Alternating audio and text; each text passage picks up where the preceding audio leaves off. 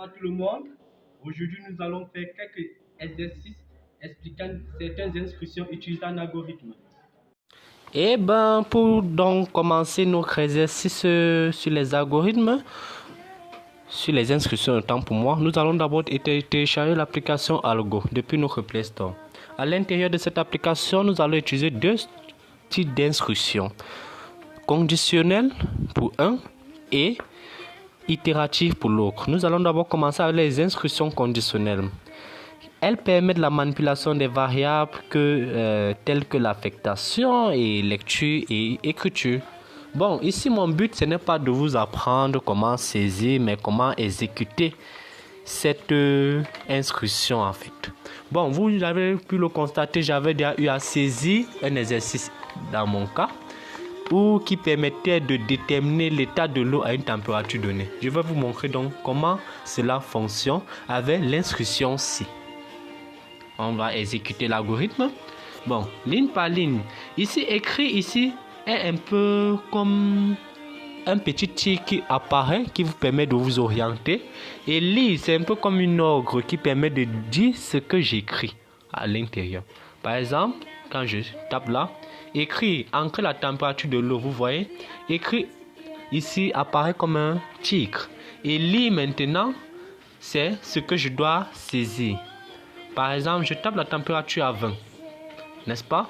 D'après la condition, si la température est inférieure à 100, alors je suis dans un état liquide. Et si c'est inférieur à 0, je suis dans un état solide. Et moi, j'ai choisi inférieur dans le cas où je suis à 6 températures strictement inférieure à 100.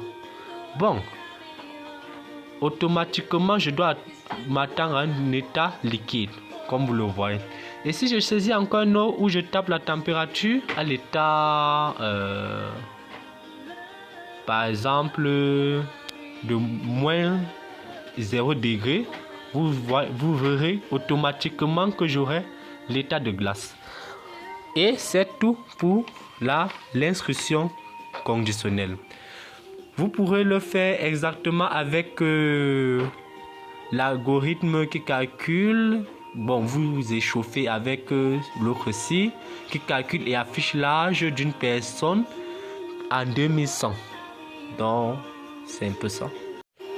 Maintenant, pour la prochaine instruction, nous allons utiliser l'instruction itérative. Bon. Pour l'instruction itérative, nous avons tant que l'instruction itérative et la boucle pour. Bon, moi je vais utiliser de préférence la boucle pour résoudre mon prochain exercice. Bon, comme d'habitude, j'ai déjà eu à saisir pour notre coordonnée de travail puisque notre devoir n'est pas de vous apprendre à saisir, mais comment l'exécuter. Donc après avoir saisi, quoi. Bon. Ici, cet algorithme que j'ai saisi permet de calculer la somme des entiers jusqu'à ce nombre. Et l'instruction ou la boucle pour est utilisée lorsque le nombre de répétitions est déterminé. Bon, nous allons donc exécuter cet algorithme. Bon, comme je l'ai dit précédemment, écrit ici apparaît un peu comme une sorte de tigre, un grand tigre.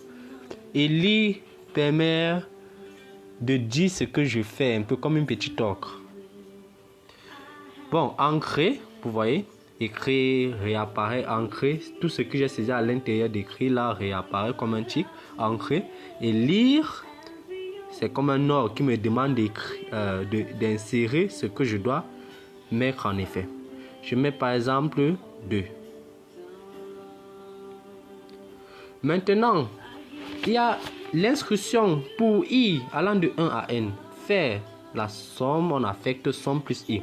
En effet, ici, au fur et à mesure que j'avance, la somme du rang inférieur que j'ai calculé par exemple avant sera la somme du plus le rang suivant. Par exemple, j'ai commencé à 2, n'est-ce pas?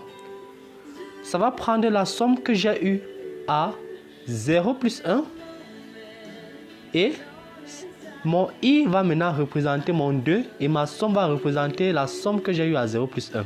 Donc, ce qui va me donner 3.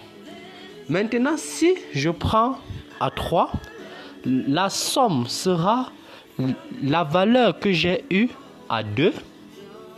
Donc, on essaye. 3 par exemple. Donc, ça sera la somme que j'ai eue à 2. La somme que j'ai eue à 2. Plus I. I qui représente mon 3. Donc, la somme que j'ai eue à 2 plus 3 qui va me donner 6. Si nous partons par exemple au rang suivant, à 4 maintenant.